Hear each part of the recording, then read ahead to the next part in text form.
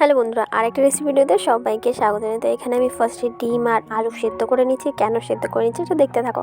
আর এখানে ডিমগুলো এখন আলাদা করে নিয়েছি, ওগুলোর মধ্যে জল ঢেলে দিয়েছি। আর এখানে আমি সর্ষে ভিজিয়ে রেখেছি, আর এখানে লঙ্কাও দিয়েছিলাম কটা। আর ডিমগুলোর মধ্যে এখন নুন, হলুদ, লঙ্কার গুঁড়ো দিয়ে এগুলোকে ভালোভাবে ভেজে নিচ্ছি। আর দেখো, এটা ঠিক এইভাবে পেস্ট করে নেবো, আর একটু মিহিন করে পেস্ট করতে হতো। এবার এই পেস্টটা একটা টিফিন কারিতে ঢেলে তার মধ্যে টক দই, হলুদ গুঁড়ো, লঙ্কা গুঁড়ো, অল্প করে চিনি দিয়ে ডিমগুলো দিয়ে এটা ভালোভাবে মিক্স করে নেবো, মানে মশলার সাথে ডিমগুলো। এরপর একটু কাঁচা সর্ষের তেল দিয়ে ঢাকনিটা বন্ধ করে দেব।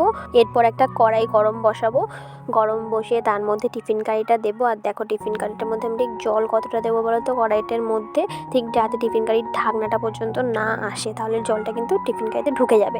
এরপর এটা ভাপিয়ে নেব, তাহলে রেডি হয়ে গেল আমার ডিম ভাপা। অবশ্যই রেসিপিটা তোমরা ট্রাই করো। আশা করছি তোমাদের ভিডিওটা ভালো লেগেছে। যদি ভালো লেগে থাকে তাহলে লাইক করে দিও।